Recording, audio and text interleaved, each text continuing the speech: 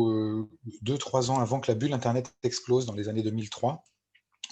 Je me suis retrouvé sans boulot, à ce moment-là et puis, de petit boulot en petit boulot avec l'envie de tester d'autres choses, j'ai une amie qui m'a demandé de garder ses filles et pendant 1 mois, alors j'avais déjà commencé mon BAFA, avant l'ESCA, et j'ai adoré ça et j'ai trouvé ça génial et j'ai trouvé que que ça avait du sens, et donc au bout d'1 mois, je lui ai dit: «Je m'arrête, je vais me professionnaliser dans ce domaine» et j'ai eu la chance de travailler, notamment à la ville d'Issy-les-Moulineaux, qui est une ville, qui a une vraie politique jeunesse, aussi bien vis-à-vis du public que vis-à-vis de ses employés et donc en termes de formation. Donc j'ai eu la chance de rencontrer énormément d'intervenants, reconnus dans le domaine et puis étant curieux de nature, je me suis aussi, constitué ma petite culture personnelle sur le sujet et puis comme j'ai travaillé dans le milieu de la jeunesse et de l'enfance, beh, j'ai pu tester en direct tous ces outils et voir si ça fonctionne ou pas.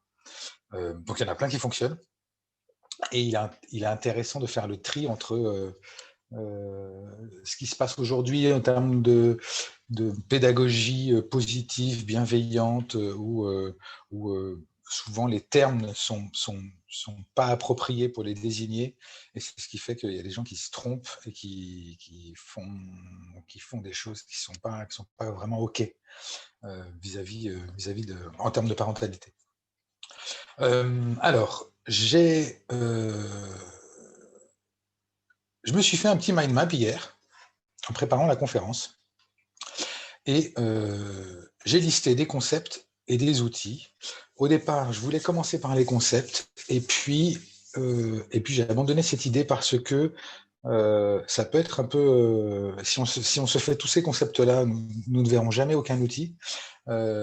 Donc la bonne nouvelle, c'est qu'il y a plein de contenu. La mauvaise nouvelle, c'est que nous ne verrons pas tout et que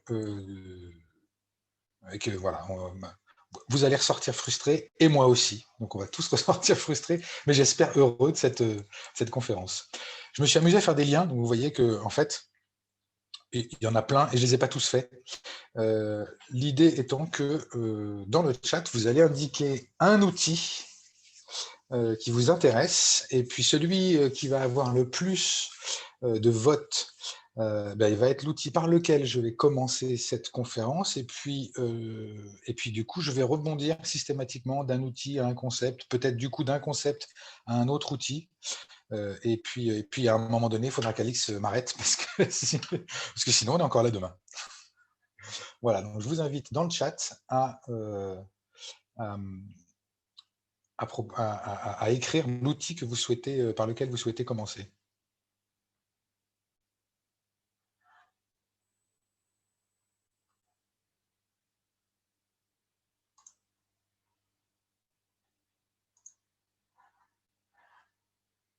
Alors, on va commencer par, donner ce dont il a besoin. Ah génial! Eh bien, on va faire ça, donner ce dont il a besoin. Alors, c'est pas concrètement vraiment un outil, c'est vraiment une phrase pour moi qui est essentielle dans l'éducation, c'est: «Il faut leur donner ce dont ils ont besoin, pas ce dont ils ont envie». Je vous explique. Les enfants ont besoin de sécurité et de cadre.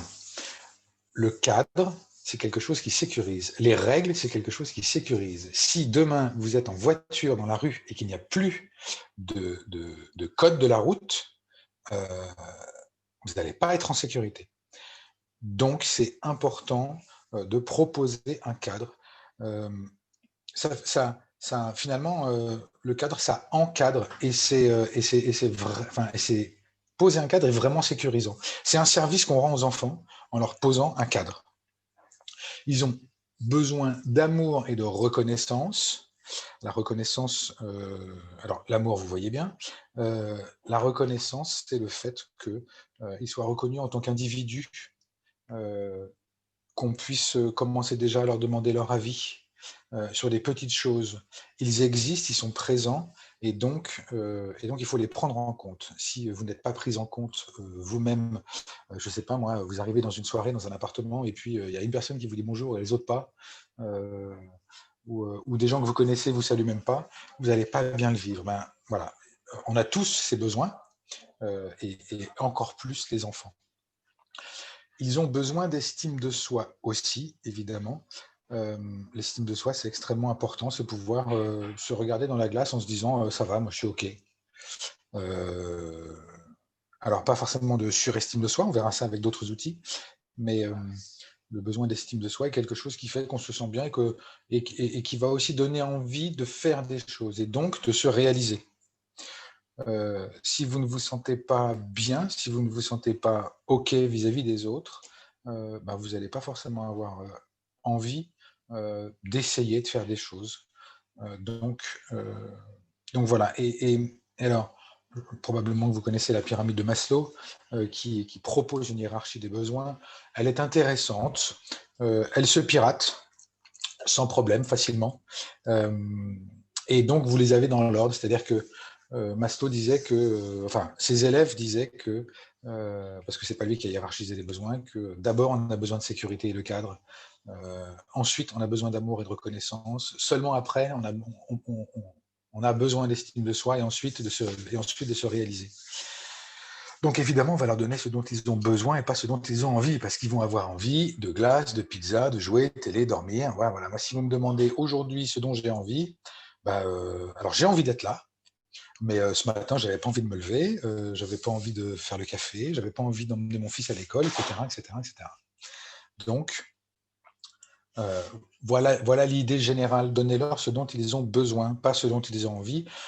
Quand même un petit peu, au sens où si vous ne leur donnez jamais ce dont ils ont envie, ils vont vivre dans une drôle d'ambiance, et vous voulez quand même leur offrir un cadre sécurisant, mais un cadre bienveillant, agréable.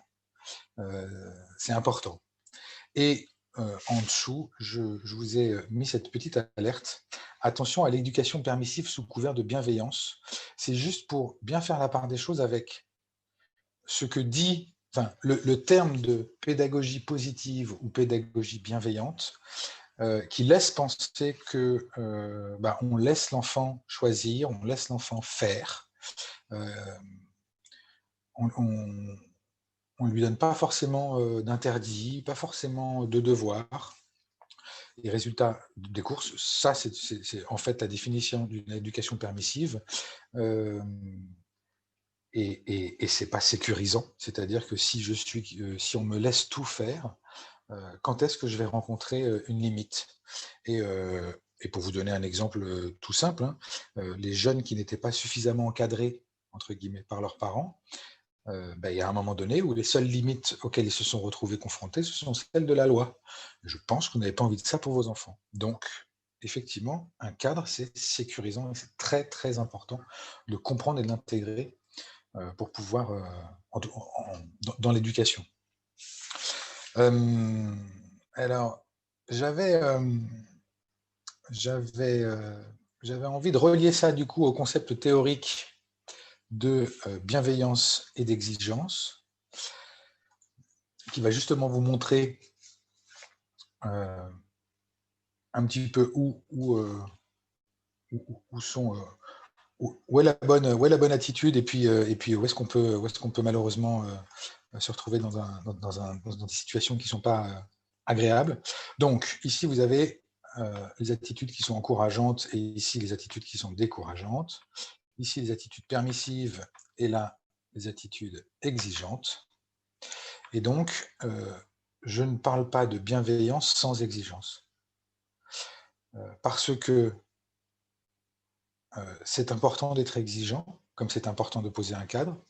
L'exigence, c'est ce qui va montrer à l'autre qu'on croit en lui. Je vous donne l'exemple du jeune élève qui est en cours d'anglais et à qui un jour le professeur va dire en fait, jeune homme, si vous pouviez vous mettre au fond de la classe, vous pouvez faire ce que vous voulez, mais juste vous ne dérangez pas mon cours, ça c'est un jeune auquel on ne croit pas. Et qui du coup va se retrouver abandonné. L'exigence, c'est croire en l'autre. Être exigeant, c'est aussi l'accompagner, c'est le faire grandir, Et évidemment, ça va avec une attitude encourageante. C'est-à-dire que si vous êtes exigeant et décourageant, vous êtes tout de suite dans l'autoritarisme. Et l'autoritarisme ne fonctionne qu'un temps. Le jour où vos enfants auront grandi, ils fuiront le foyer autoritariste. Si vous êtes encourageant et vous êtes permissif, vous êtes laxiste, en tout cas vous avez une attitude laxiste, donc laisser faire sans cadre, par exemple, c'est pas très constructif. Et puis vous avez aussi la négligence, l'attitude décourageante et permissive, comme l'exemple que je vous ai donné avec le professeur d'anglais, où là, effectivement, on se sent abandonné, négligé, et pas pris en compte. Ce qui est quand même, voilà, ce qui est vraiment dommage. Oui, Alix. Je reprends. Est-ce que je te donne un autre thème? Bien sûr, allons-y. Est-ce que oui. On a eu plusieurs. Oui. Alors, une question de Marine, c'est par rapport à ce que tu as dit, ce qui demande, par rapport aux besoins dont tu as parlé, elle demande, dormir n'est pas un besoin? Si, dormir, c'est un besoin, ça fait partie des besoins physiologiques. Alors évidemment, dans les besoins de sécurité et le cadre, je ne les ai pas évoqués, mais les besoins physiologiques sont la base même de la sécurité et du cadre. Comme juste au-dessus aussi, ce qui va dans la sécurité et le cadre et dans le besoin d'amour et de reconnaissance, le besoin relationnel.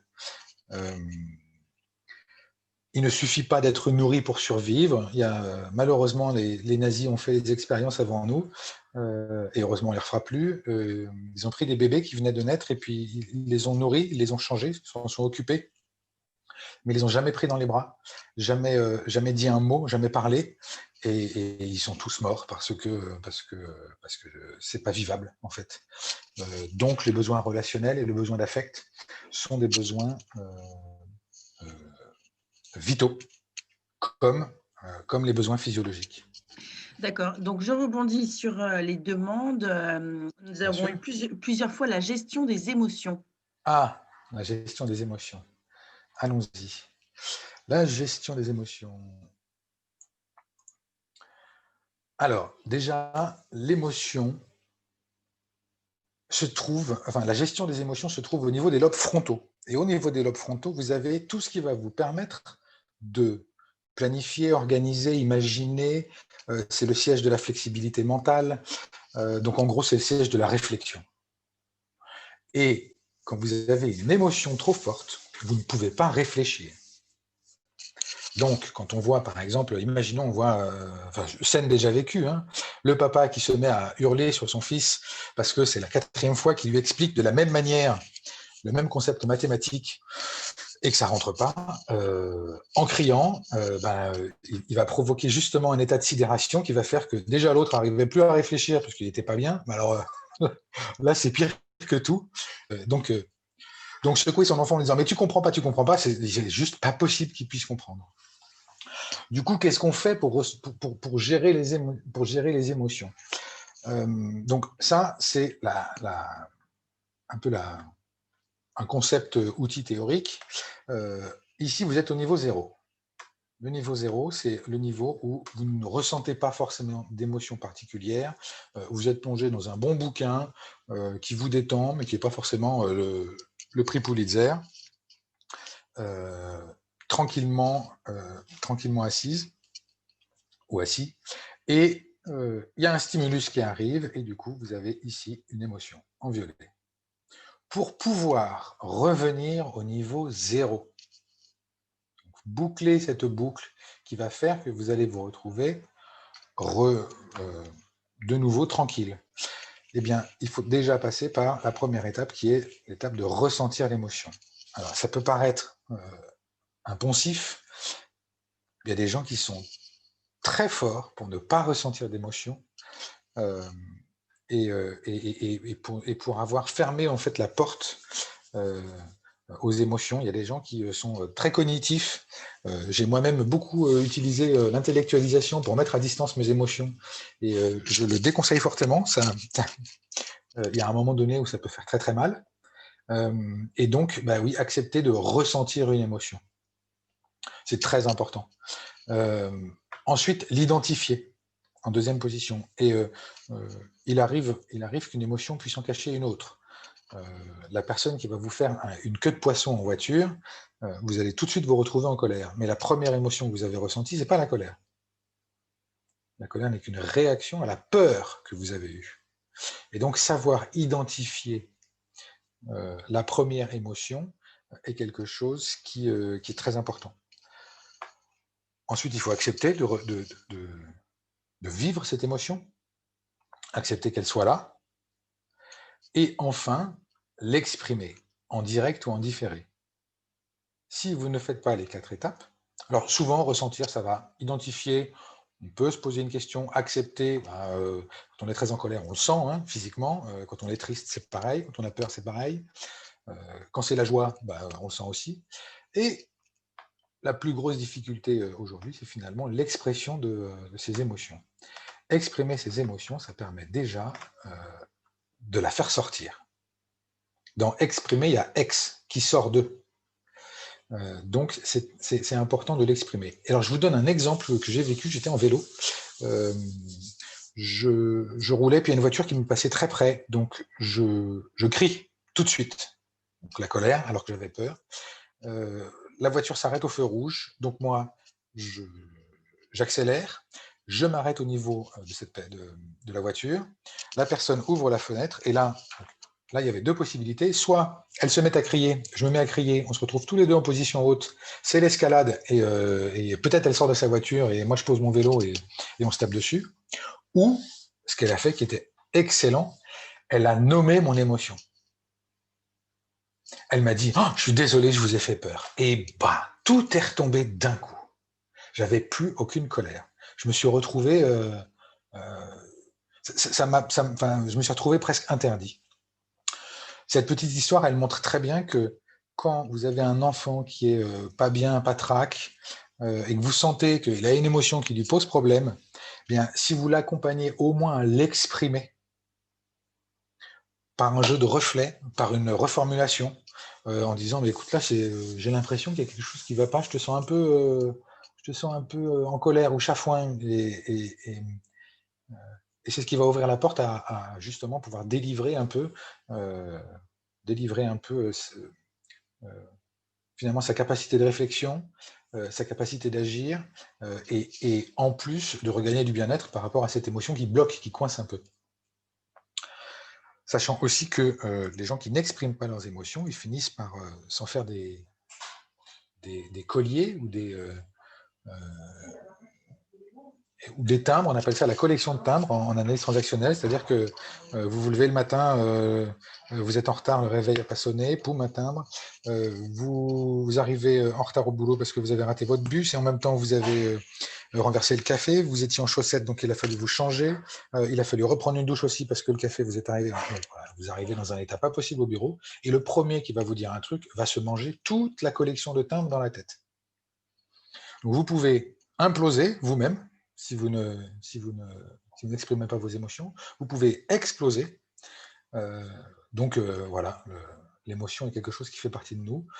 Et nous avions même un jeu dans mon précédent boulot à Issy-les-Moulineaux avec mon responsable qui était de dire la colère. Et donc, je pouvais entrer dans son bureau et dire « Philippe, je suis colère ». Il me disait « Assieds-toi ».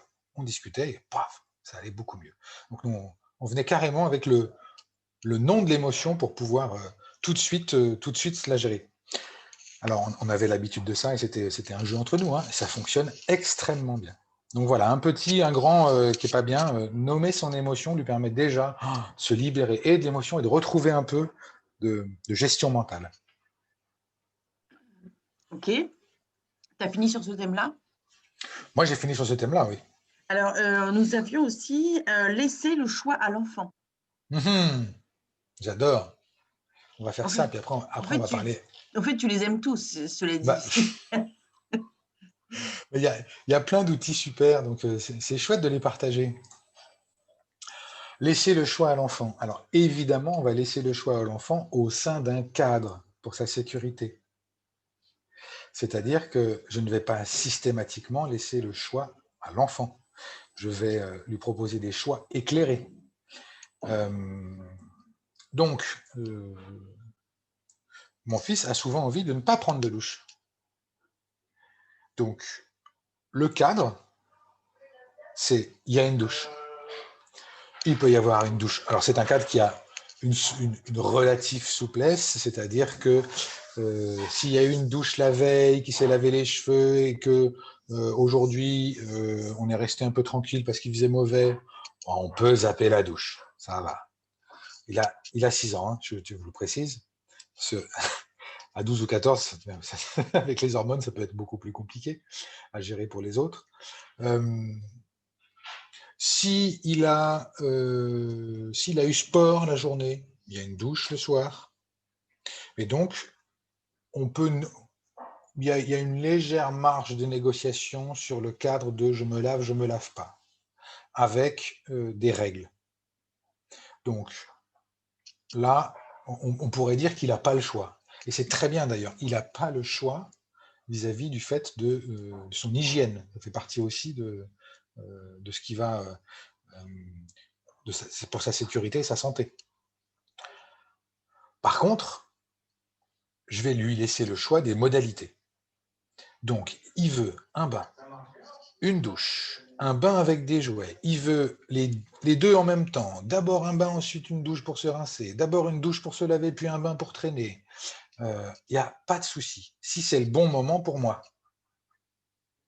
Si j'ai le temps, si j'ai la disponibilité pour le faire, alors là, oui, je lui laisse le choix.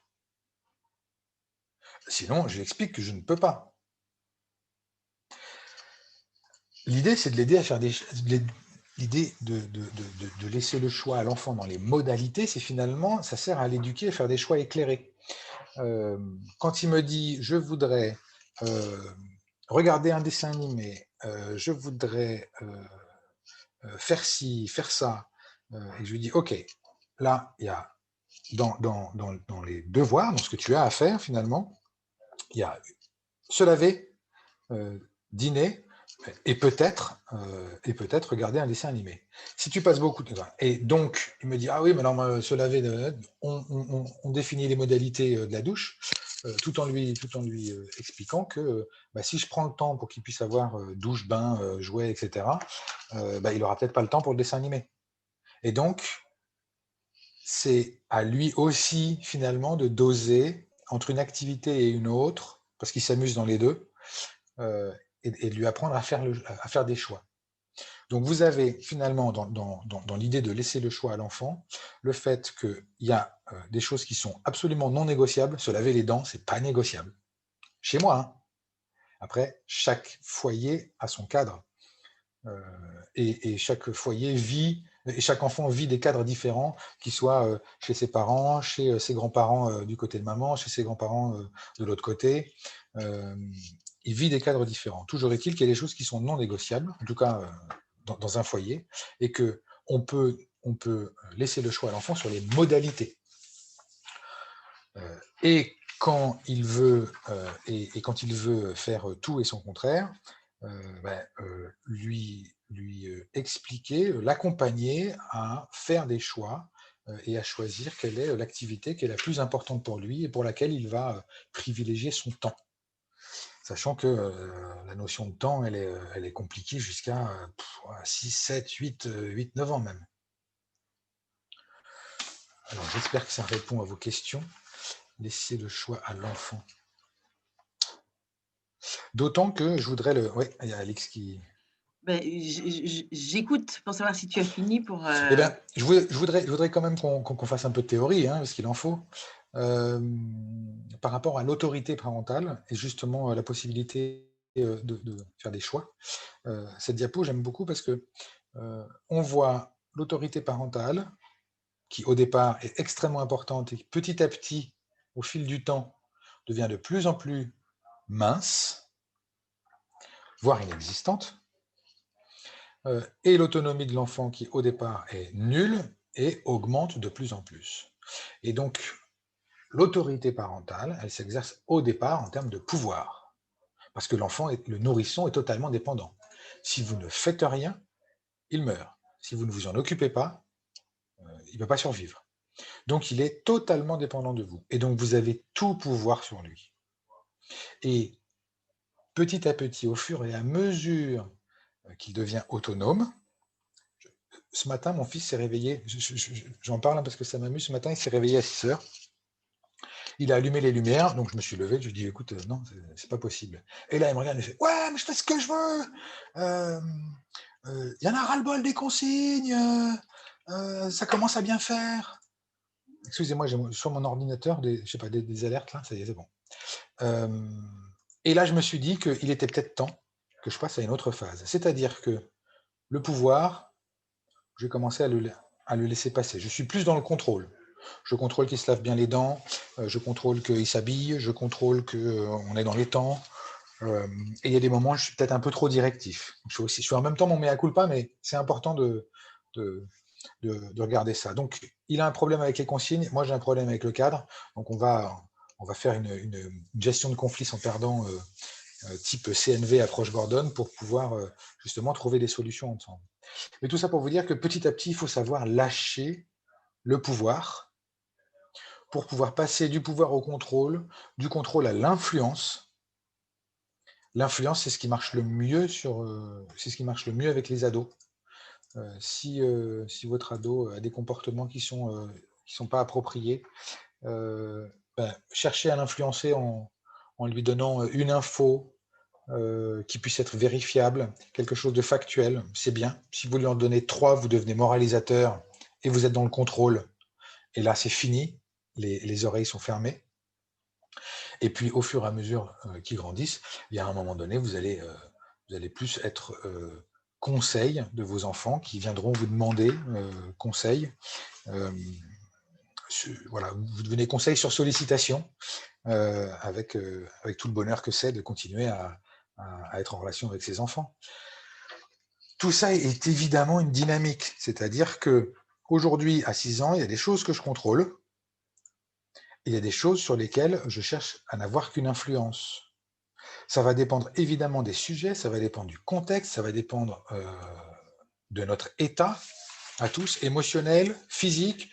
Quand je suis fatigué, l'influence c'est l'heure d'aller au lit et je t'invite à y aller.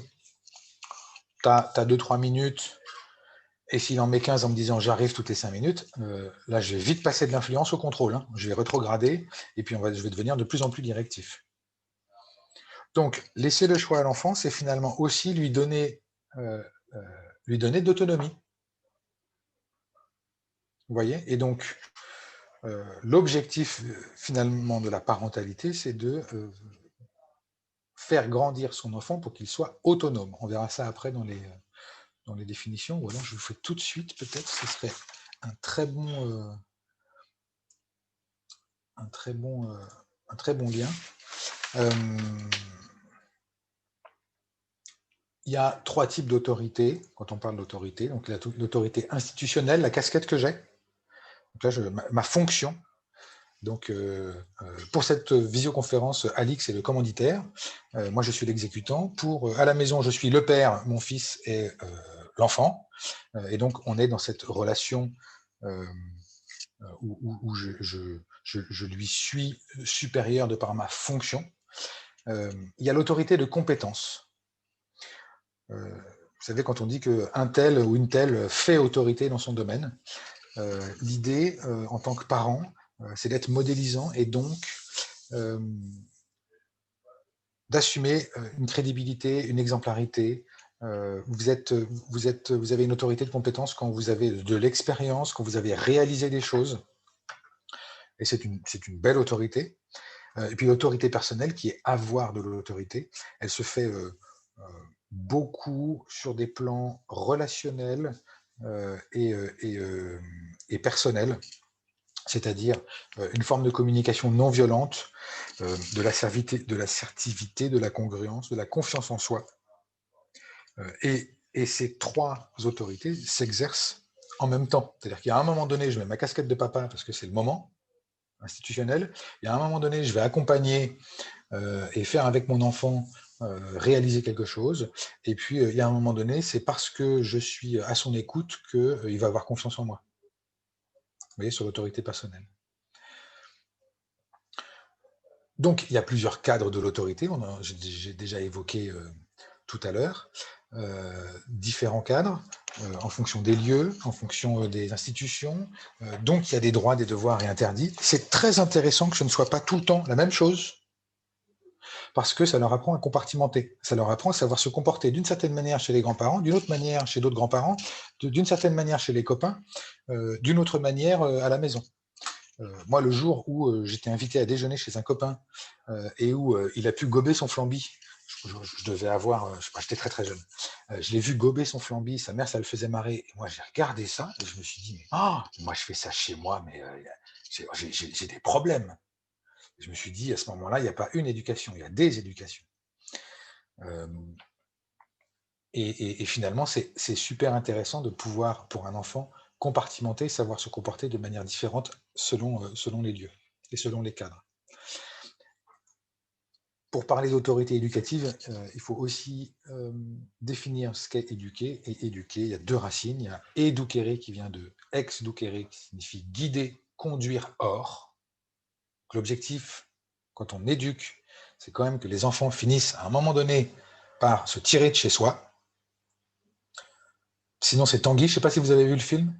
Tanguy, 28 ans, encore chez lui à 28 ans, qui finit enfin par partir de chez lui, alors que ses parents lui ont mis des ont fait tout ce qu'ils pouvaient pour qu'il s'en aille. Et puis, malheureusement, ça n'a pas suffi, puisqu'il y a Tanguy 2, que je ne l'ai pas vu, mais il y a un deuxième volet à ce Tanguy qui est revenu. Donc, l'idée, c'est de leur donner, dans éduquer, guider, conduire hors, c'est de leur donner les clés pour qu'ils sachent, être autonome. Être autonome, ça veut dire aussi savoir demander de l'aide. La différence entre quelqu'un qui est autonome et quelqu'un qui est indépendant, la personne qui est autonome a envie de faire les choses seule, et quand elle va rencontrer une difficulté et se rendre compte qu'elle ne peut pas y arriver seule, va demander de l'aide.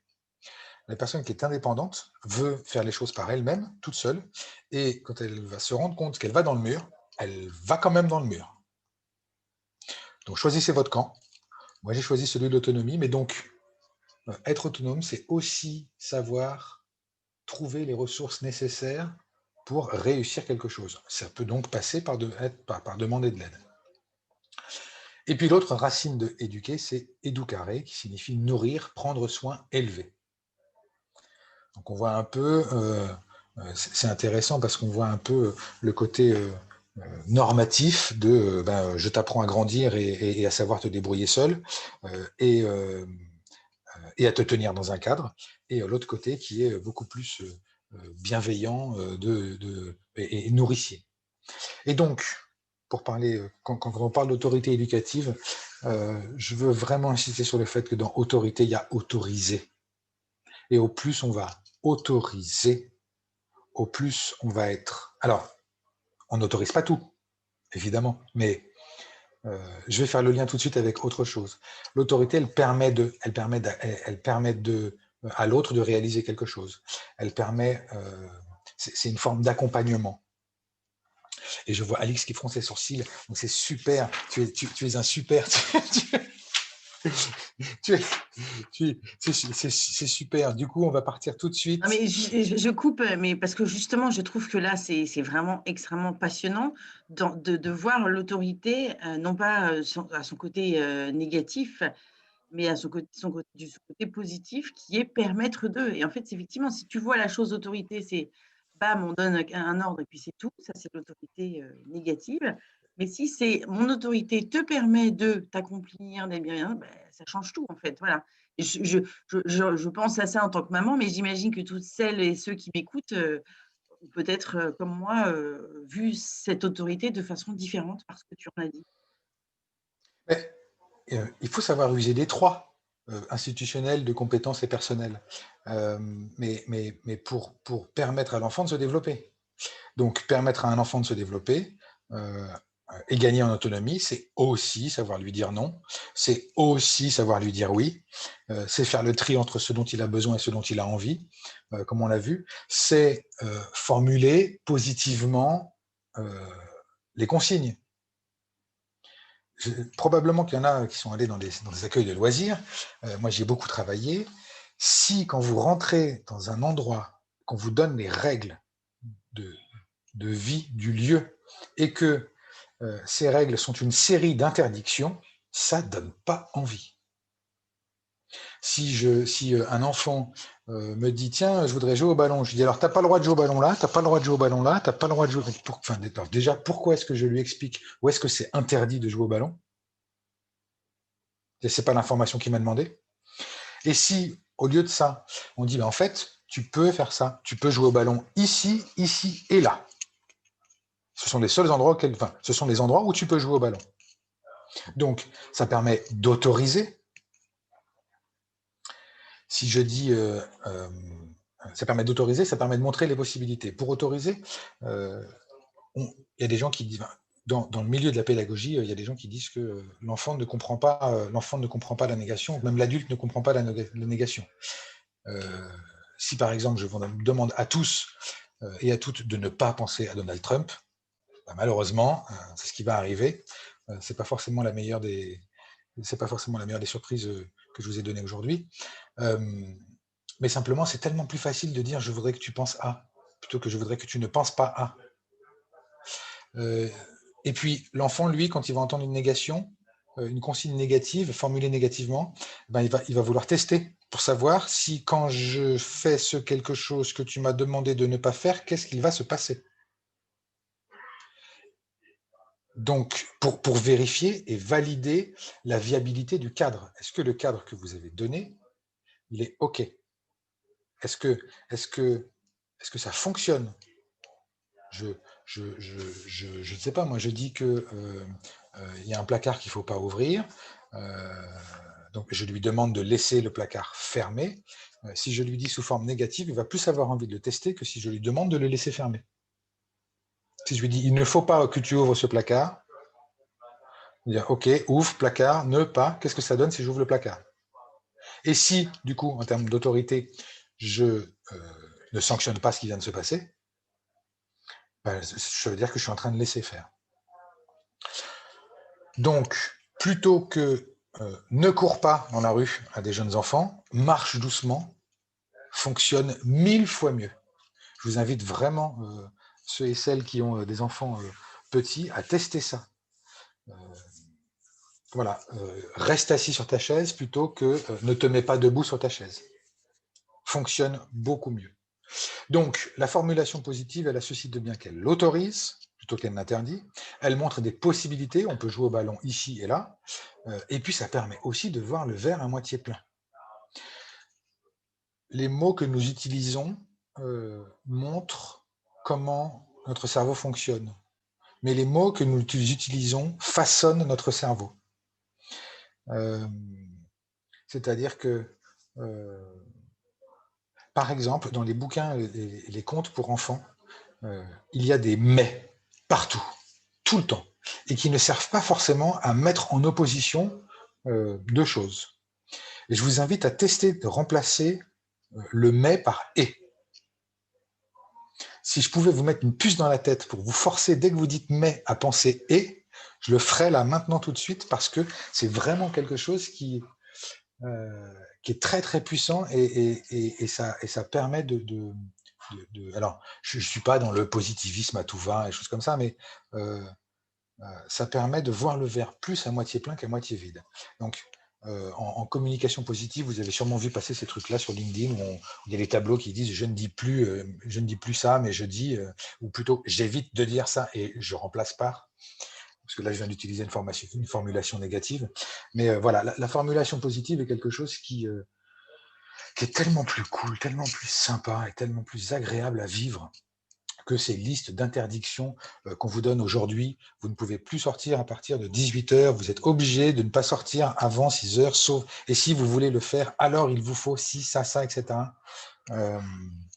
On vit là en ce moment plein d'interdictions avec les 2 confinements et le couvre-feu, et je ne le dirai pas parce que je ne veux pas vous porter l'œil, mais peut-être d'autres modes d'interdiction et de restriction des libertés. Franchement, c'est compliqué. Alors que si on nous donne les formes, alors nous sommes des adultes, nous avons l'habitude, on a l'habitude de vivre avec et une expérience de vie sans confinement et sans couvre-feu. Donc, effectivement, si on nous avait fait des formulations positives, ça n'aurait pas été terrible. Mais voilà, vis-à-vis des enfants et des jeunes, c'est super important, enfin, c'est super important et super gratifiant d'utiliser plutôt des formulations positives. Antoine? Oui. Alors, du coup, il y avait effectivement la formulation positive dans les questions, donc ça a été traité, merci. Il y a quelque chose qui est revenu plusieurs fois, c'est comment faciliter l'estime de soi. Donc, comment donner confiance à nos enfants? Ah, ça y est, génial. Alors, on va parler des signes de reconnaissance. Le signe de reconnaissance, alors avant d'en parler, il faut bien différencier l'identité et le comportement. L'identité n'est pas le comportement. Le comportement, c'est quelque chose qui peut se filmer, qui peut s'enregistrer. Le comportement, c'est quelque chose qui est factuel, c'est-à-dire que je peux dire ce qui s'est passé tel jour, à telle heure, comment ça s'est passé, parce que je l'ai vu de mes yeux vus, je l'ai filmé ou je l'ai entendu. Donc on va pouvoir juger finalement le comportement des gens, leur langage, et c'est tout. On ne va pas toucher à leur capacité, on ne va pas toucher à leurs croyances, on ne va pas toucher à tout ça. Et donc, l'idée des signes de reconnaissance, c'est de différencier les signes de reconnaissance sur le comportement et ceux sur l'identité. On touche beaucoup à l'estime de soi en utilisant des signes de reconnaissance négatifs sur l'identité. Le fameux I- que j'ai barré et que je voulais être barré tout de suite. Je vous donne un exemple. Vous partez de chez vous, vous avez oublié votre portefeuille, vous allez à la boulangerie. Arrivé au moment de payer, vous vous rendez compte que vous n'avez pas votre portefeuille avec vous. Et généralement, vous vous attribuez un joli nom d'oiseau en disant « Oh là là, mais quel con !» Et donc, il faut bien se rendre compte que quand vous faites ça, parce que vous avez oublié une fois votre portefeuille, vous devenez quelqu'un de con. C'est-à-dire que votre identité, c'est con à ce moment-là. Et ça, c'est pas OK. En fait, si on décrit ce qui s'est passé, zut, j'ai oublié mon portefeuille. Et non pas, oh, quel con. Ou quelle andouille. Ou quel... dire à un enfant tu es méchant, par exemple, c'est quelque chose qui va attaquer son identité de manière négative. Dire à quelqu'un tu es méchant ou je suis bête, c'est écrire toi égale, si on prend une équation mathématique, toi égale méchant, moi égale bête. Or, c'est un jugement qui va juger mon identité, et si on prend juste ce qui s'est passé, qu'on s'attache uniquement au comportement, ben on va s'apercevoir que finalement, le jeune enfant qui tape régulièrement sur ses camarades dans la cour de l'école est un enfant qui a des comportements inappropriés, mais ça n'est pas, ou il n'est pas, vous voyez ce que je veux dire? On est vraiment sur l'idée d'éviter d'utiliser le verbe être vis-à-vis des autres. Éviter aussi de pointer du doigt, disant tu es comme ci ou tu es comme ça. En fait, les signes de reconnaissance, vous avez le droit de les refuser aussi. Si quelqu'un me dit t'es vraiment débile, je dis en fait non, je prends pas. Je suis pas d'accord. Je me suis mal comporté sur ce coup-là, je me suis trompé sur ce coup-là, mais ça fait pas de moi quelqu'un de débile. Pas parce que je me suis trompé une fois que je deviens quelqu'un de débile ou de stupide ou d'idiot. Donc, l'idée c'est de équilibrer, donc de donner des signes de reconnaissance sur le comportement à nos enfants. J'apprécie que tu aies j'apprécie que tu aies rangé, que tu aies mis ton assiette dans le lave-vaisselle. Voilà, là je suis en train de donner un signe de reconnaissance positive sur le comportement de mon enfant qui a rangé son assiette dans le lave-vaisselle. Mon fils qui a envie de regarder un dessin animé, qui se rend compte que l'heure de la douche après, qui fait « Oh, c'est bon, je vais prendre ma douche parce que il va prendre sa douche », je dis « Ah, écoute, je trouve ça super. C'est chouette que tu aies pris ta douche comme ça, que tu aies décidé de le faire toi-même. Je ne suis pas en train de lui dire que c'est un enfant génial, ou que c'est un demi-dieu, ou que c'est le plus beau de tous. Alors, on peut leur dire aussi, hein, mais finalement, à partir du moment où on va séparer identité et comportement, quand on va parler à un enfant, on va équilibrer finalement et toucher à son comportement. Et un comportement, c'est une chose une fois, pas une identité. Donc c'est hyper important de bien faire la différence. Il convient également d'équilibrer les signes de reconnaissance positifs sur le comportement avec ceux, d'équilibrer, pardon, C+, et C-. Si, si je donne tout le temps des signes de reconnaissance négatifs à quelqu'un sur son comportement, il y a un moment donné où il va commencer à penser que c'est pas son comportement qui pose problème, c'est lui. Il va remettre en cause son identité. Et remettre en cause son identité, c'est dommage. Donc tout ça participe à la construction de l'estime de soi. Alors, je dis bien participe, hein, ça ne fait pas tout. Ici, je me suis trompé, pardon. Il va falloir que je rectifie. Le I+, pardon, est à manier avec prudence. Pourquoi c'est à manier avec prudence? Parce que imaginons que j'ai une fille demain et que ce soit ma petite princesse, soit la plus belle. Et que je lui répète tout le temps que c'est ma princesse et c'est la plus belle. Et puis je continue comme ça. Et puis autour du foyer, les grands-parents disent que c'est une princesse et que c'est la plus belle. Et puis le jour où un mec va lui dire, écoute, non, en fait, tu es mignonne, tu as du charme, mais voilà, t'es pas une princesse, quoi. Faut que tu te calmes. Là, ça va faire très très mal ce jour-là. Donc, bourrer le mou d'un enfant à propos de son identité en positif ou en négatif, c'est créer des dommages pour plus tard.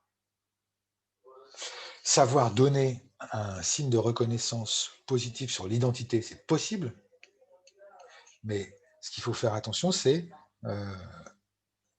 d'éviter de trop en faire. Vous avez le droit d'aimer votre enfant, rassurez-vous, vous avez le droit de lui dire que vous le trouvez super, vous avez le droit d'être fier de lui, bien sûr. Et si vous utilisez trop ça, il y a un moment donné où il va se sentir un peu surhomme, et puis le jour où vous allez lui mettre un taquet verbal parce qu'il se prend pour un autre, il ne va pas comprendre parce que en fait, vous lui avez dit, en fait c'est vous qui avez nourri ça. Donc, pour l'estime de soi, travailler sur le comportement, c'est beaucoup plus intéressant et beaucoup plus pertinent parce que l'enfant va très très bien comprendre que ce que vous lui reprochez, c'est d'avoir fait tel acte à tel moment, de telle manière, et que le reste est OK en fait. Donc ça participe vraiment à la construction de l'estime de soi. Il y a ça, donc ça c'est un peu la base, ça fait partie de l'analyse transactionnelle, je vous invite et pour ceux qui connaissent, alors ça marche partout, hein, ça marche en entreprise hein, aussi, hein. Tout ça est transférable, ce genre de choses.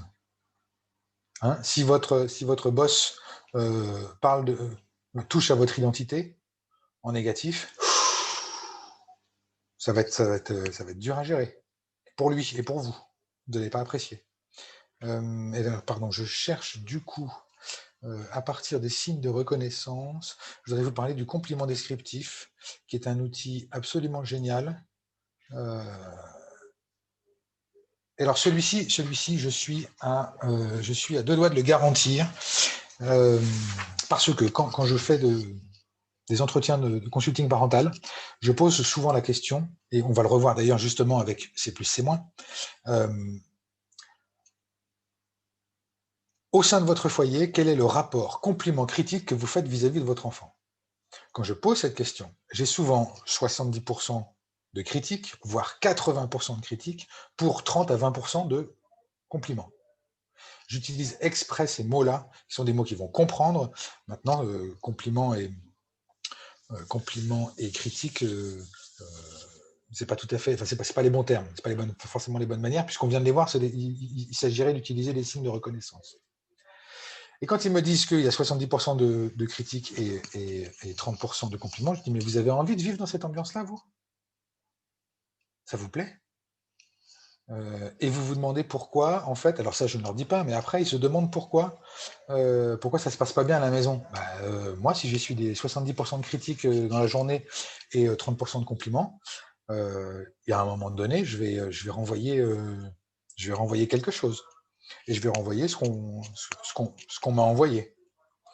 Du coup, le compliment descriptif, quand vous vous rendez compte de ça, en fait, finalement, vous ne créez pas une ambiance favorable à l'épanouissement et au bien-être de tout un chacun dans le foyer, parce qu'on est dans la vie quotidienne, plongé aussi en ce moment dans le confinement, les couvre-feux et autres joyeusetés de ce genre, et que en plus, on nous demande tout le temps de nous adapter, donc on est un peu claqué. Enfin, moi, personnellement, je suis claqué, je commence à être fatigué, j'ai besoin de me reposer. L'ambiance est moins bonne à la maison. Le complément descriptif, je vous garantis qu'au bout de 7 jours, vous avez des résultats. Le complément descriptif, il est centré sur la progression de l'enfant et non sur l'affect. C'est-à-dire, si je dis à quelqu'un que je suis content, que je vois qu'il... je suis fier de toi parce que je suis fier de toi et de tes progrès en écriture. On est un peu, on est centré sur la progression de l'enfant. Je suis fier de tes progrès en écriture. Mais on est quand même aussi un peu sur l'affect parce que c'est moi qui suis fier de lui parce qu'il fait ça. Donc, c'est bien, je lui donne un petit C+, un petit C+, I+, mélangé. Mais l'idée, c'est plutôt de lui montrer la progression qu'il a faite, et donc d'être factuel pour ça. Je vois que, waouh, je vois que sur ton dessin, tu n'as pas du tout dépassé, alors que la semaine dernière, tu dépassais encore pas mal. Tu as fait des progrès, là. Sur ce compliment descriptif, finalement, il n'est pas relié à moi. Il n'est pas relié au fait que, moi, son père, il n'est pas relié au fait que je suis heureux ou je suis content parce qu'il fait ça. Ce qui aurait comme conséquence, finalement, si on le fait trop, que l'enfant va faire des choses ou chercher à progresser pour rendre heureux son père ou sa mère. Or, l'objectif, c'est que ce soit lui qui soit heureux et autonome. Donc, avec la formulation que je vous ai proposée, eh bien, finalement, il va construire son estime de soi en autonomie parce que vous lui pointez les progrès qu'il fait. Et ça, je vous garantis que si vous faites ça pendant 7 jours, au bout de 7 jours, vous avez du mieux-être à la maison. Parce qu'on a besoin d'entendre, on a besoin d'être valorisé, on a besoin de reconnaissance, vous vous souvenez? On a besoin de reconnaissance, on a besoin d'amour, d'affect et de reconnaissance, on a besoin d'être valorisé, on a besoin d'estime de soi, on a besoin de se réaliser.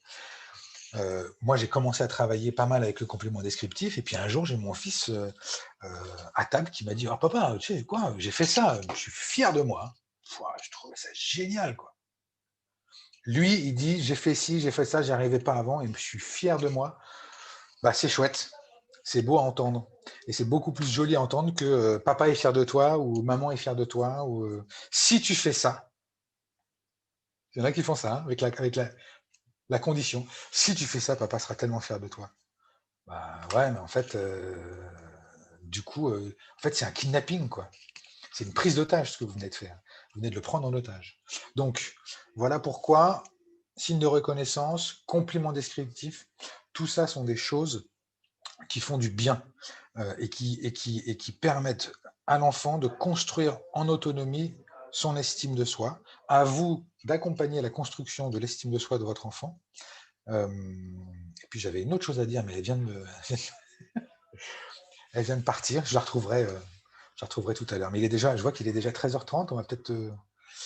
Est-ce qu'on a le temps de voir autre chose? Il y avait un autre sujet qui était la sanction éducative.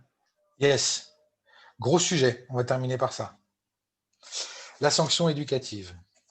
Je vais être obligé de vous le faire un petit peu rapide. Alors, la sanction éducative, on va déjà définir la sanction. Sanctionner, c'est reconnaître un acte.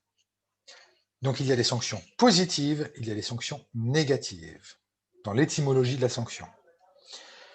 Une sanction positive, ça peut être le permis de conduire. On vient de reconnaître le fait que je suis en capacité de conduire, et après un examen, j'ai même un papier qui va me le certifier. La sanction négative, ça va être j'ai refusé à un piéton de traverser, il y avait, et j'ai pris une contravention, j'ai pris une sanction négative. La sanction éducative, enfin, l'idée de la sanction par rapport à la punition, c'est que la sanction, elle a une dimension éducative. Elle sert à faire comprendre. La punition, elle a une logique pénale, c'est-à-dire ce que tu vas subir va être suffisamment important et désagréable pour te donner envie de ne pas le refaire. Enfin, pardon, pour te donner envie de ne pas te reprendre une punition et donc de refaire l'acte. C'est quelque chose qui est quand même... C'est un peu bizarre quand même, hein, de se dire, je vais t'infliger quelque chose qui, j'espère, va faire que tu vas t'en souvenir, et cette épée de Damoclès que tu viens d'expérimenter, eh bien, tu risques de la retrouver si tu recommences tel ou tel acte. C'est un peu tordu, je trouve, comme, comme façon de réfléchir. Alors que, là, je vous ai mis les 5 critères de la sanction. La sanction, elle doit être en rapport, donc là, on parle de sanction négative, hein, une sanction éducative. Elle doit être en rapport avec l'acte, c'est-à-dire que privé de dessert, parce que j'ai fait tomber un verre, je suis désolé, mais je ne vois pas le rapport entre le dessert et le verre. Il n'y en a pas. Si, on est dans la cuisine, mais bon, ça c'est vraiment tiré par les cheveux. Proportionnel à l'acte. Est-ce que je mérite d'être privé de dessert parce que j'ai cassé un verre? Réparatrice. Qu'est-ce que je répare en étant privé de dessert parce que j'ai cassé un verre? La plus immédiate possible, parfois c'est pas possible. Et puis, réintégratrice vis-à-vis des autres. C'est-à-dire que une fois que j'ai effectué ma sanction éducative, qui est une sanction réparation, eh bien, je suis de nouveau en odeur de, pardon, j'allais dire en odeur de sainteté. Quand il y a un acte qui mérite une sanction éducative, on arrête ce qu'on était en train de faire pour s'occuper de la réparation. On le fait le plus immédiatement possible. Mais une fois que c'est terminé, il faut réintégrer, dire ok, super, ben voilà, tu vois, tu as fait tomber un verre, on a réparé ensemble. Et donc, donc maintenant, tu peux. En fait, tu as réparé ce que tu avais cassé, et du coup, tu as réparé la bêtise ou l'erreur. Et donc, donc c'est bien, en fait, d'avoir fait ça. Donc, je vous donne un exemple tout bête. J'ai expliqué avec des consignes positives à un enfant où, les endroits où il pouvait jouer au ballon. Puis, je l'ai vu jouer au ballon à un endroit qui n'est pas du tout, qui n'est pas autorisé. Et puis, j'ai pas envie qu'il joue là parce qu'il y a des vitres. Et je lui dis une fois, je lui dis 2 fois, je lui dis 3 fois. La 3e fois, il casse la vitre. Qu'est-ce que je fais? Je vais l'accompagner. On va faire quelque chose qui est en rapport avec l'acte. Donc, il a cassé une vitre. Peut-être faire quelque chose vis-à-vis de la vitre. Protéger, mettre une zone de sécurité. Proportionnelle à l'acte, je casse une vitre, je m'occupe de ramasser les bouts de verre et de les mettre à la poubelle, éventuellement de mettre un carton à l'endroit où il y avait la vitre, ça va. Réparatrice, c'est une façon de réparer ça, en tout cas d'éviter qu'il y ait d'autres dommages, des dommages collatéraux qu'il puisse y avoir, le plus immédiatement possible, et puis c'est réintégrateur parce que après on peut le féliciter d'avoir réparé. Mais alors, s'il a 4 ans, on fait comment? S'il a 4 ans, on va utiliser... j'en profite pour vous glisser un autre truc. S'il a 4 ans, on va en profiter pour faire avec lui. Ce sont les gestes pédagogiques, les gestes mentaux pédagogiques. S'il a 14 ans et qu'on a des gants pour protéger le truc, on peut lui faire faire. S'il en a 17 et qu'il a déjà vu quelqu'un faire ça et qu'il sait où est-ce qu'on trouve le matériel, ben on peut le laisser faire. Maintenant, on va éviter de faire à la place d'eux. Parce que quand je fais à la place d'eux, je répare rien. Donc faire avec un enfant de 4 ans qui aurait cassé une vitre, ben, ça peut être porter des choses, me passer quelque chose, mettre en place une zone de sécurité. Voilà, voilà très rapidement ce qu'on fait sur la sanction. Et j'ai mis l'adulte dans tout ça parce qu'en fait, quand un enfant, finalement on peut se poser la question, qu'est-ce qu'on fait quand un enfant a bien fait? Et quand il a bien fait, on lui donne des signes de reconnaissance. Voire un compliment descriptif si on a vu des progrès, des choses comme ça. Qu'est-ce qu'on fait quand l'enfant a mal fait? On met en place une sanction réparatrice, sanction éducative qui va lui apprendre quelque chose et qui va faire qu'il va réparer, donc pouvoir, aux yeux de la société, être réintégré. Aux yeux de la société, de ses parents et de lui-même. Et que fait l'adulte quand il a mal fait? La même chose en fait. C'est-à-dire que quand, avec tout ce que je vous ai donné là, on pourrait penser que je suis le meilleur papa du monde, mais pas du tout.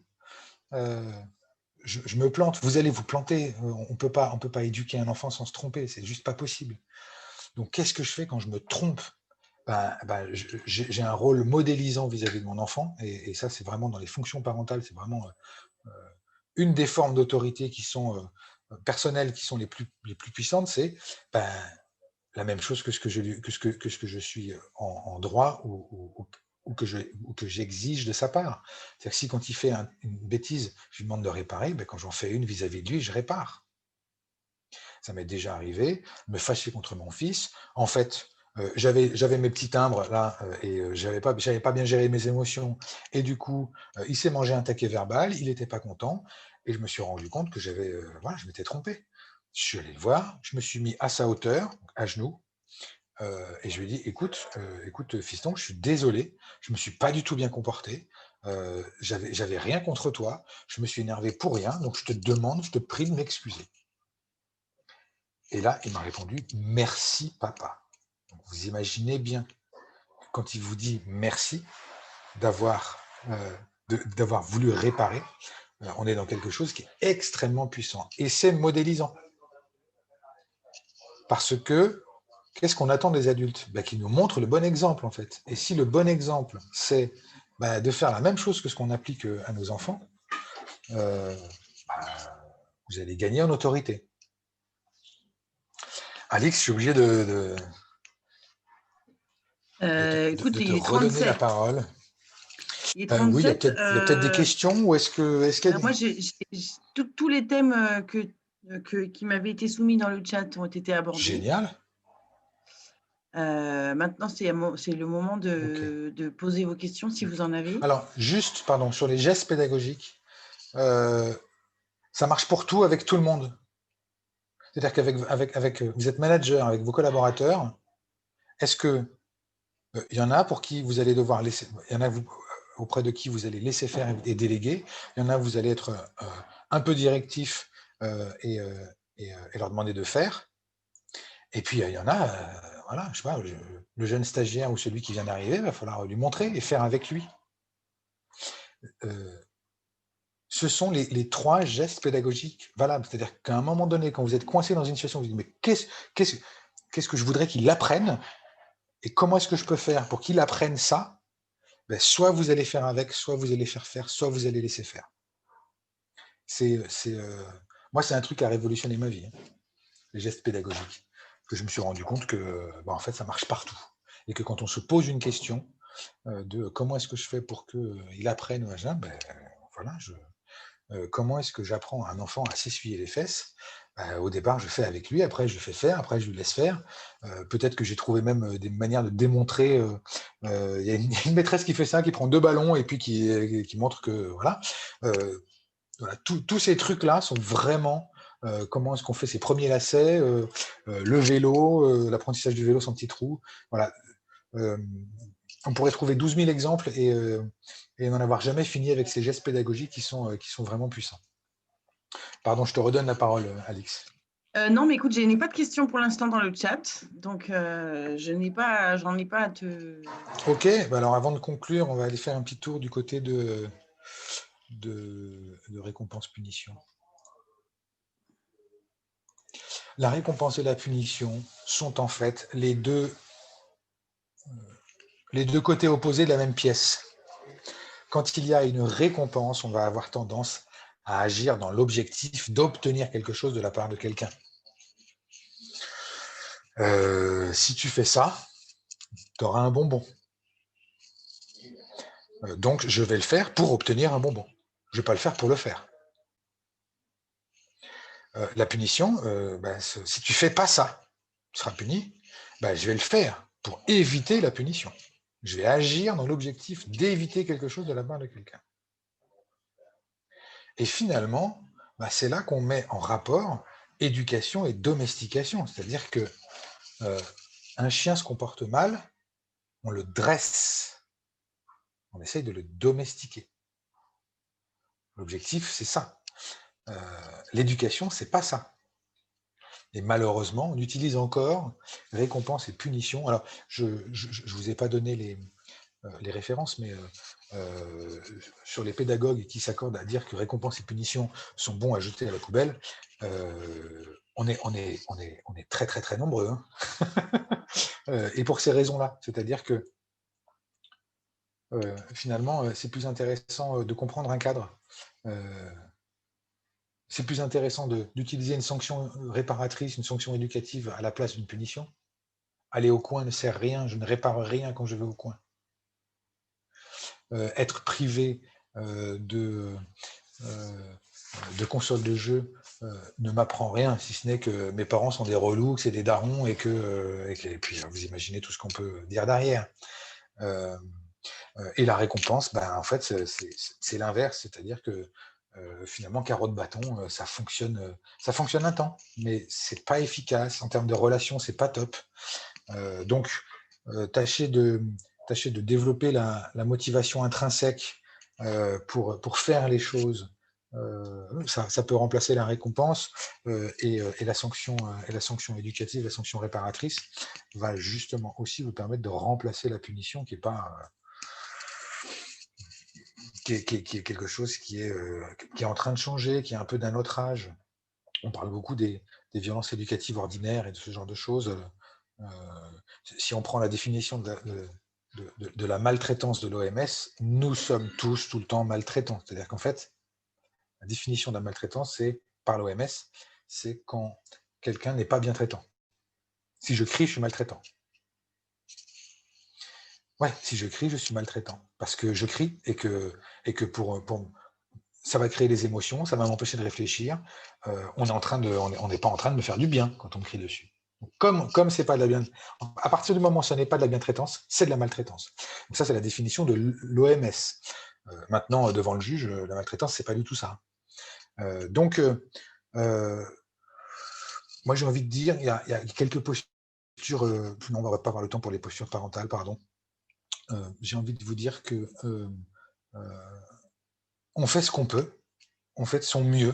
L'idée, c'est de chercher à grandir et de devenir une meilleure version parentale de nous-mêmes et d'accompagner nos enfants à grandir de façon autonome, en étant bien dans leur peau. Et voilà, donc il y a encore plein d'autres outils dont on n'a pas parlé.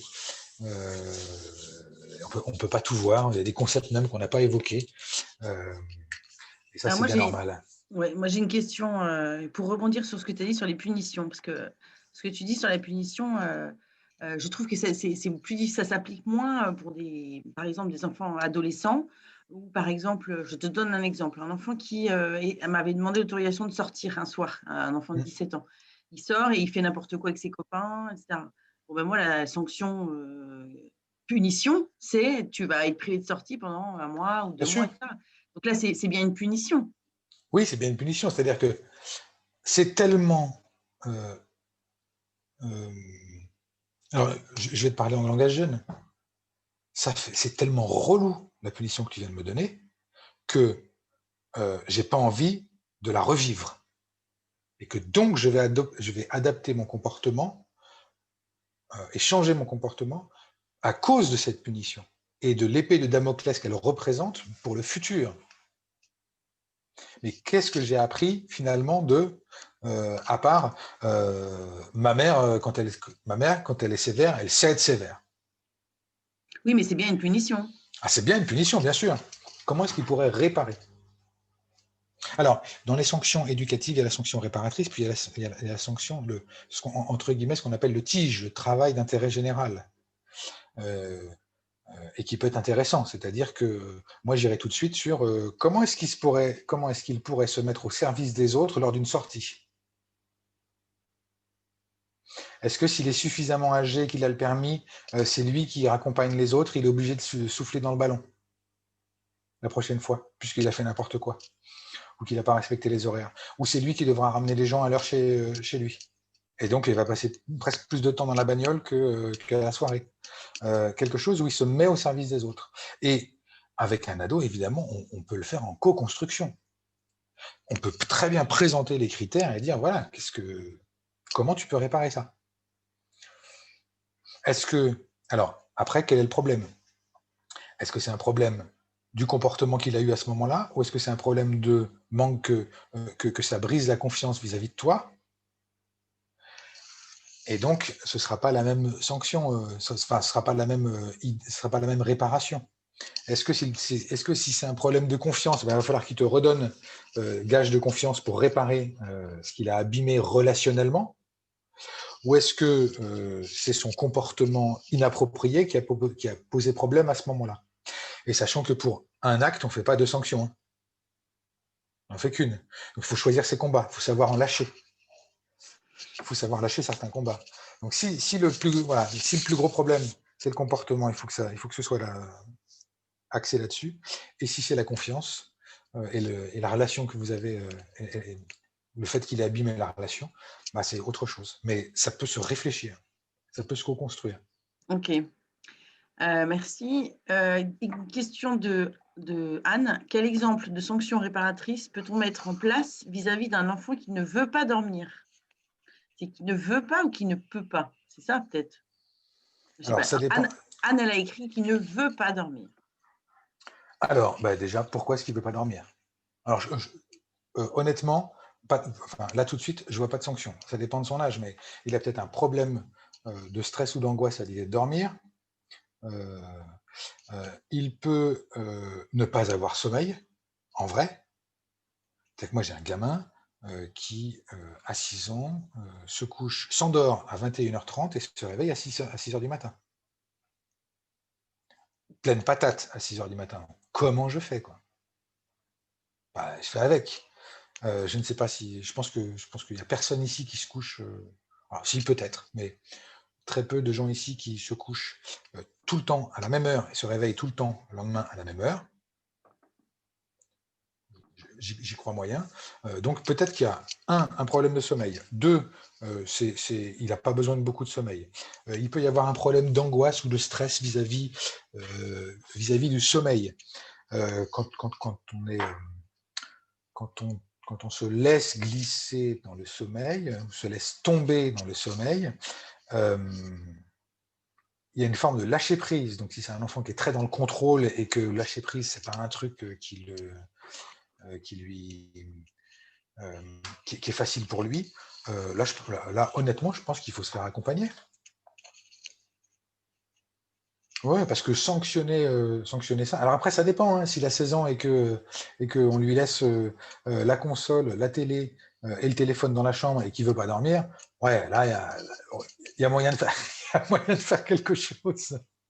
Peut-être de rediscuter des règles, de reparler des règles ensemble en famille, sous la forme d'une forme de démocratie familiale. Mais ça dépend de l'âge, en fait. Il a 6 ans. Il a 6 ans et Anne dit qu'effectivement, c'est certainement une histoire d'angoisse. L'angoisse de s'endormir, l'angoisse de ne pas se réveiller, quoi. En fait, alors, il y a ça, il y a la peur de la mort, évidemment. Hein. Ça, il commence à comprendre le concept. Hein. À 6 ans, il commence à comprendre le concept.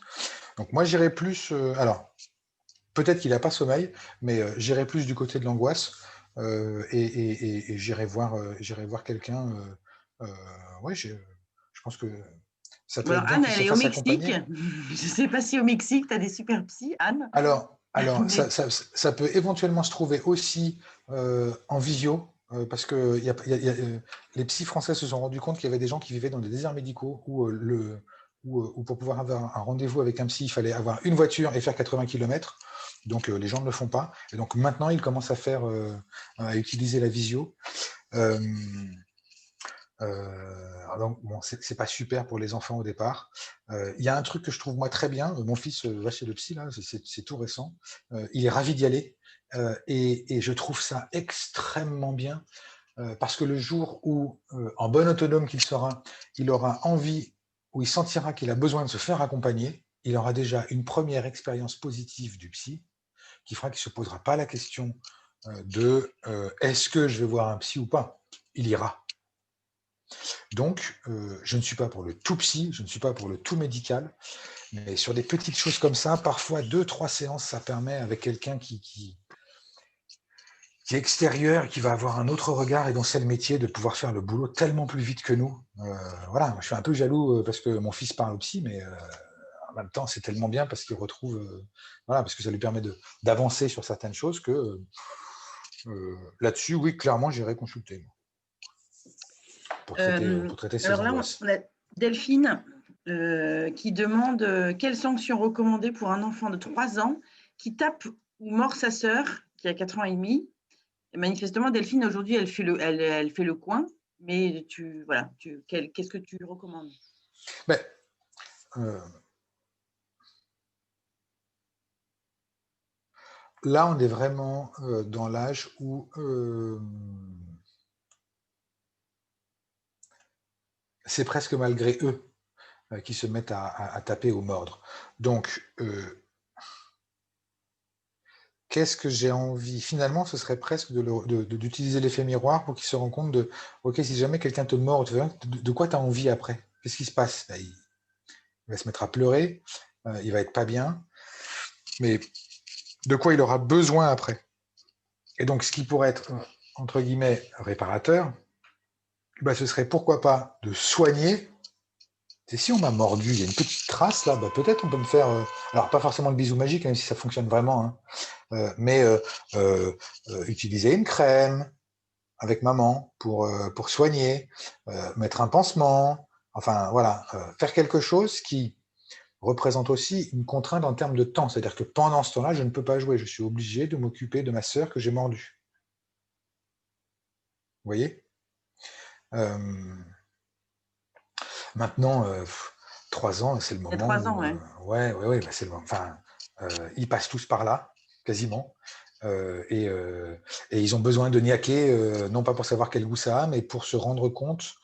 euh, c'est le moment où dans leur cerveau, ils sont ils sont en train de créer la connexion de la logique, c'est-à-dire cause-conséquence.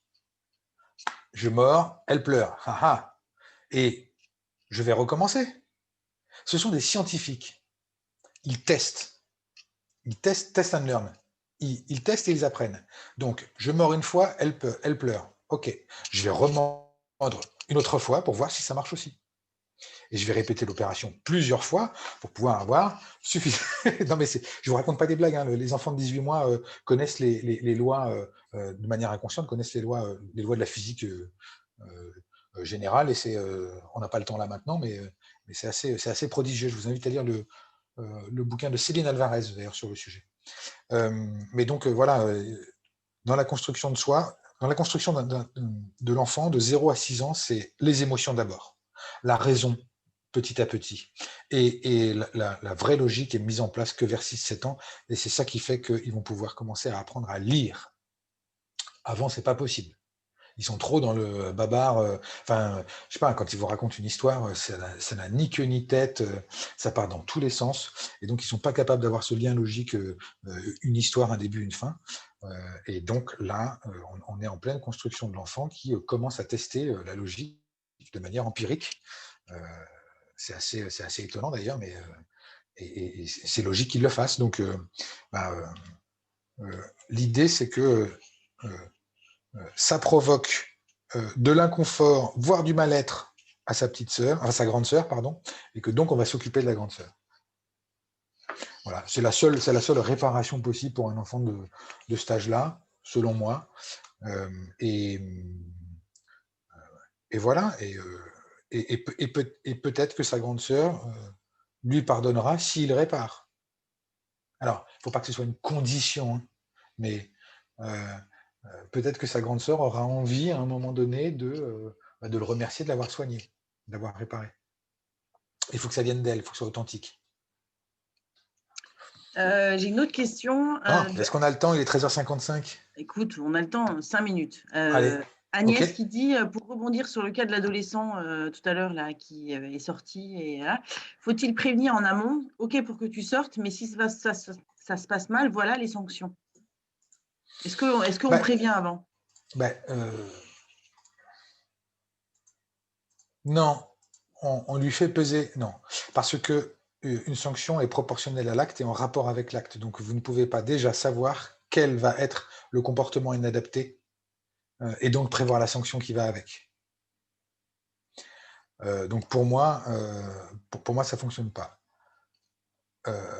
Pour autant, moi, je lui ferai peser le poids de la responsabilité. Dire à quelqu'un, je compte sur toi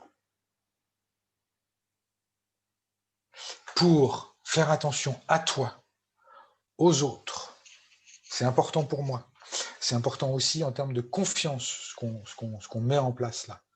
Donc je compte sur toi. Et je m'arrêterai là. Vous vous souvenez que dans l'histoire de l'autorité parentale versus autonomie de l'enfant, dans les deux triangles, l'idée, ils sont où mes deux triangles? Là, on est en plein dans l'influence. Hein. Je compte sur toi. Contrôle, on pourrait dire, attention, hein, tu sais très bien que il va falloir. Enfin, on peut faire un message d'anticipation, un message de prévention.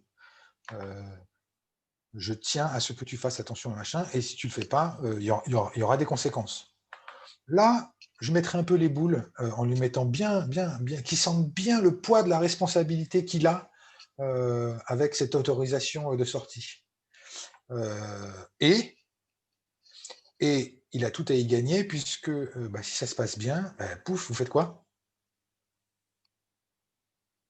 Ça se passe bien? C'est à moi que tu poses la question? Oui, ou aux autres. Et si Ben, ça se passe bien? si ça se passe bien, j'encourage, je félicite et Un signe de reconnaissance. voilà. Un signe de reconnaissance. Euh, En fait, tous ces concepts et tous ces outils s'entrecroisent et sont des boucles les uns par rapport aux autres. C'est assez fascinant, je trouve. Alors oui. Dernière question. Non, Oui. tu voulais finir? Je voulais surtout dire que la posture parentale de bientraitance et l'autorité éducative est une dynamique, c'est-à-dire que ce que vous faites un jour, c'est probable que ça ne soit pas possible de le faire le lendemain, qu'en fonction de votre... qu'il y a plein d'exceptions à la règle et qu'à partir du moment où il y a une exception, il faut la nommer. Ce soir, on se lave pas les dents parce que t'es claqué, on est rentré tard du truc, on est rentré tard de la soirée, ce qui n'arrive pas de nos jours, mais on est rentré tard de la soirée et donc exceptionnellement, tu as le droit de regarder plus de dessins animés ou plus la télé ou plus jouer à la console pendant les vacances scolaires, à condition que ton travail soit fait. Mais voilà, c'est une dynamique, il n'y a rien de statique. Si vous restez dans un truc statique, comme on peut le voir sur ce schéma, ce fameux schéma autorité et autonomie de l'enfant, c'est une dynamique, ça doit bouger. Si vous sentez que vous n'êtes plus trop en mouvement et que vous êtes resté sur et que vous êtes un peu dans un mode automatique, ça vaut le coup de s'interroger sur qu'est-ce qui va, qu'est-ce qui ne va pas. Et le fait aussi que les meilleurs éducateurs des parents sont les enfants. À un moment donné, laissez-vous faire.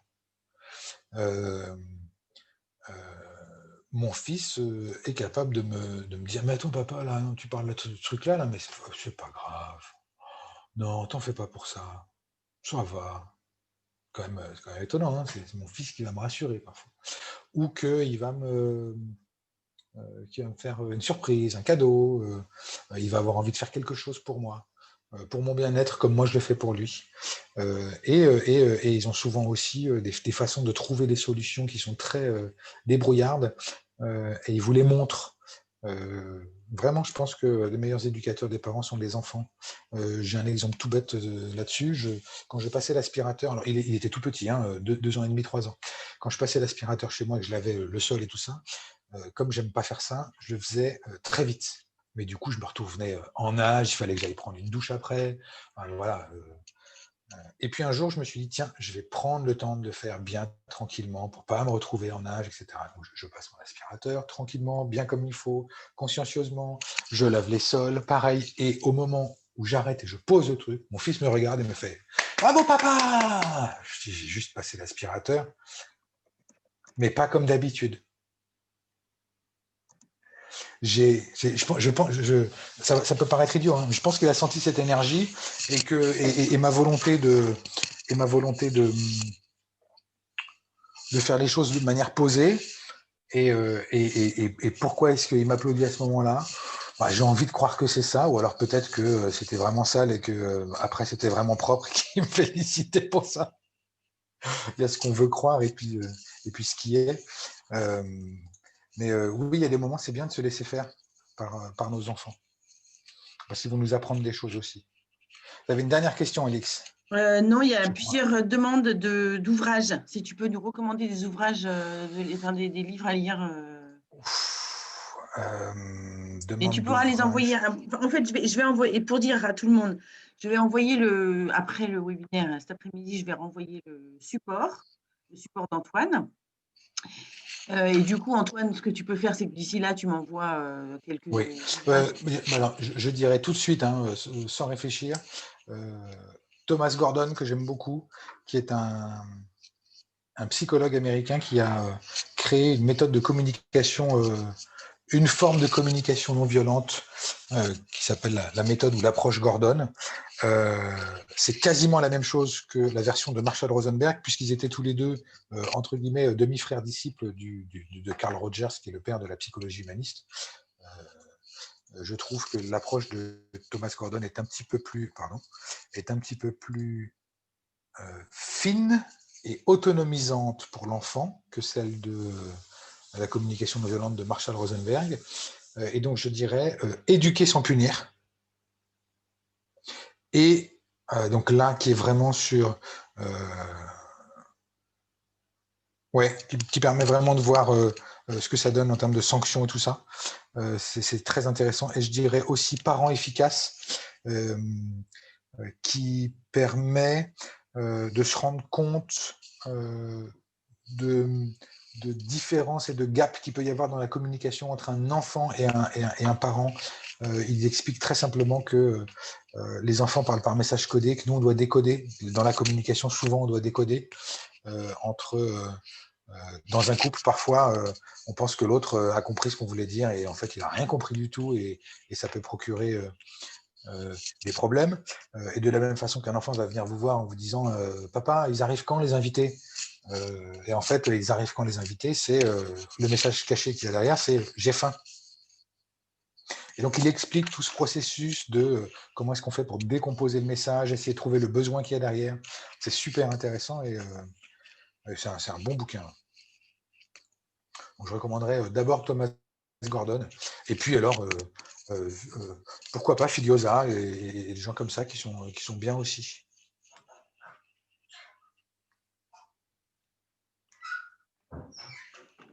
OK. Et voilà, Alix. Eh ben, très bien, merci. Écoutez, il y en a plusieurs qui me demandent l'enregistrement. Je vais le mettre sur la chaîne YouTube, je pense, du réseau Alumni. Donc, je vous enverrai le lien. Il y a d'autres webinaires, donc vous pourrez. Ouais. Oui, tu es.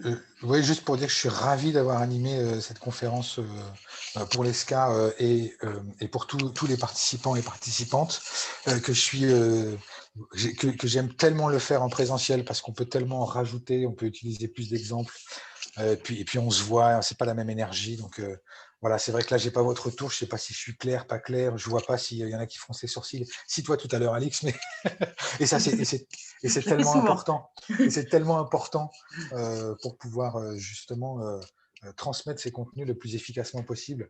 Là, ça, j'ai un peu l'impression d'être un théoricien, un ingénieur théoricien en parentalité, contrairement à une conférence, c'est beaucoup plus chaleureux. Mais ça manquait pas de chaleur non plus. Donc voilà, en tout cas, moi j'ai passé un bon moment. J'espère que vous aussi. Bah, écoute, apparemment, il y a des retours sympas dans le chat Ok. de plusieurs avec personnes qui sont parties parce qu'elles devaient partir et qui remercient et qui ont trouvé ça bien. Vous allez recevoir un petit questionnaire de satisfaction. Donc là, vous pouvez mettre des choses sympas pour Antoine pour qu'il soit conforté dans ce qu'il fait. Et comme ça, vous nous direz si ça vous a plu et ce que vous en avez pensé. Et puis voilà. Et je vous envoie donc ça cet après-midi. Je vous envoie le PowerPoint dans l'après-midi. Mm, mm. Bravo à Florence qui dit déjà quels sont les outils qu'elle va utiliser. C'est Ouais. ça c'est ça que je vous invite aussi, c'est qu'est-ce que quand vous allez éteindre votre ordinateur ou la session, quel est l'outil que vous allez utiliser. L'idée, c'est d'être suspicieux. Soyez suspicieux et soyez vraiment suspicieux, c'est-à-dire soyez suspicieux jusqu'au bout. Quand on vous dit que ce truc-là marche et que vous n'y croyez pas, bah, testez-le. Si vous ne le testez pas, bah, vous pourrez toujours dire que ça ne marche pas, mais sans l'avoir essayé. Et si vous l'avez testé et que ça ne marche pas, vous avez le droit de m'appeler. Vous allez sur Parents motivés, je suis encore dans l'agenda là. Vous pouvez m'appeler et me mettre l'outil en travers de la tronche, il n'y a aucun problème. Au contraire, je serais ravi. Donc voilà, je vous invite à être suspicieux, à tester les choses. Bon, super. Merci beaucoup, Antoine. Je vais mettre un terme à la session. Et Très puis, bien. je vous dis, bah, écoutez, à très bientôt à Ouais, tous. Marine, Florence, ciao les filles de ma promo. Et puis, à bientôt. très bien, à bientôt. Merci Alix, c'était super.